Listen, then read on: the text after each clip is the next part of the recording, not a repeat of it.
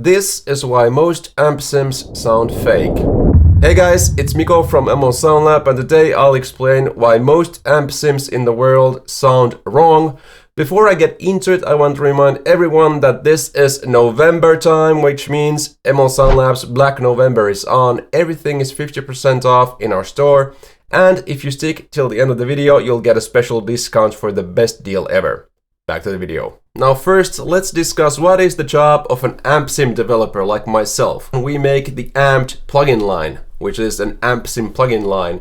I feel like my job is to take real amplifiers, going through real cabinets, super loud, and recreating that in plugin formats. However, what most amp sim developers don't want you to know is that it's super inconvenient to run a loud cabinet when you're modeling an amplifier, because modeling an amplifier takes a long time, and a screaming loud cabinet running for a long time is extremely inconvenient. So what they do most of the time for convenience sake is use a load box. This right here is the Sir reactive load, which is probably one of the best reactive load boxes in the world. But therein lies the problem. This reactive load sounds completely different than this cabinet as the load for the amplifier. Now, as many of you have already guessed, I'm talking about the impedance between the amplifier and the cabinet and the interaction. The word impedance actually comes from the Latin term impotens, which means the lack of balls.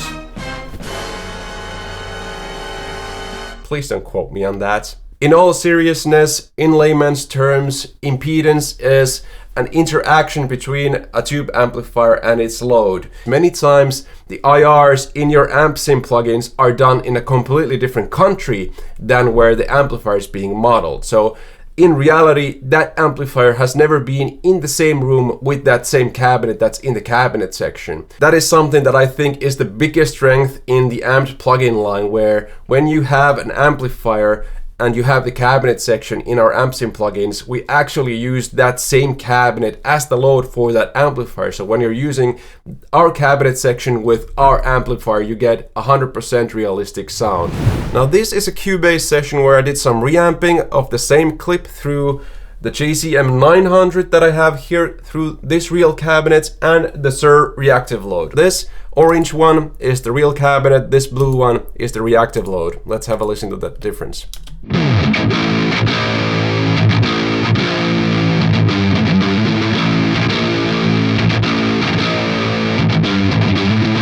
And this is the load box.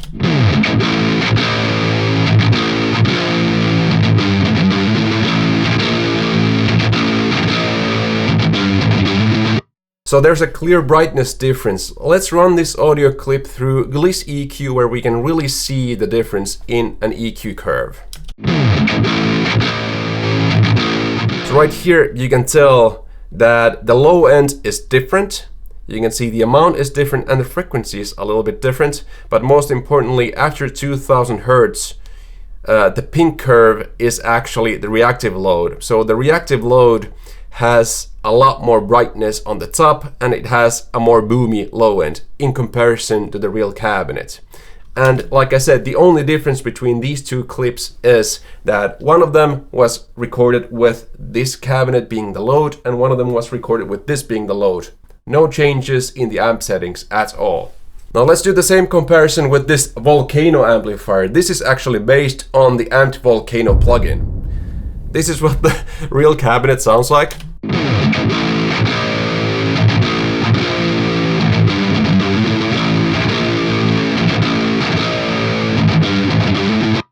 And this is what the load box sounds like.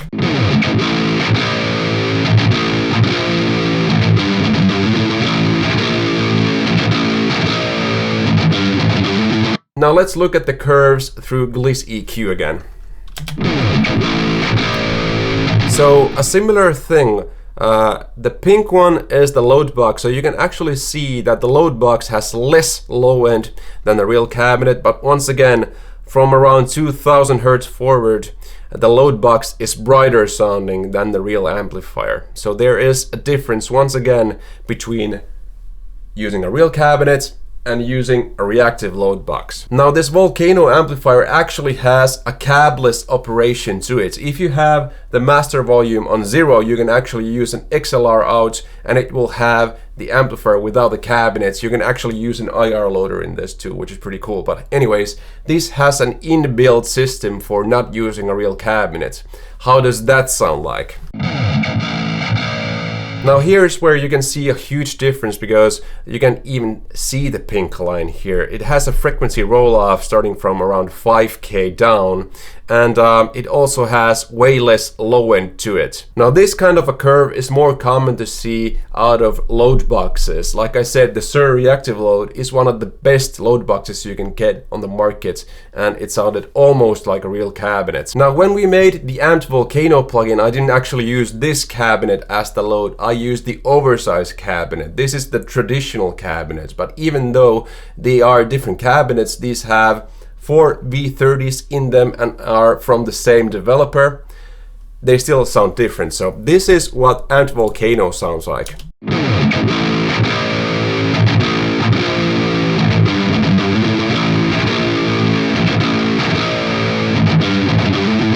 And this is the real Volcano through this cabinet as the load.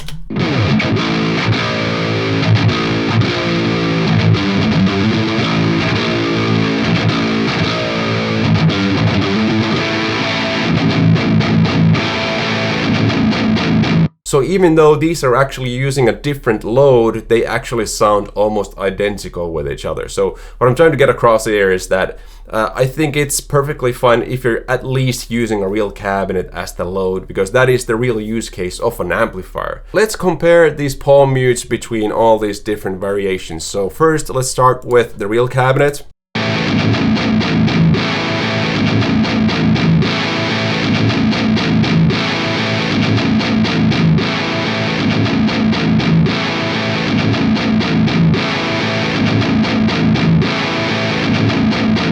So the way your guitar reacts to palm mutes is where you will hear the biggest differences. The mid-range is pretty much the same, but those extremes of an impedance curve that has that sub-low resonant frequency and that high end, that is where you will start to hear differences in your tone if you're not using a real load with your amplifier. Okay, and as I promised in the beginning of this video, because we are running Black November deals right now, it's November, so everything in our store is 50% off. Use this special discount code to get an extra 25% off our Amped plugins. And thank you for watching this video. See you on the next one, and remember to subscribe.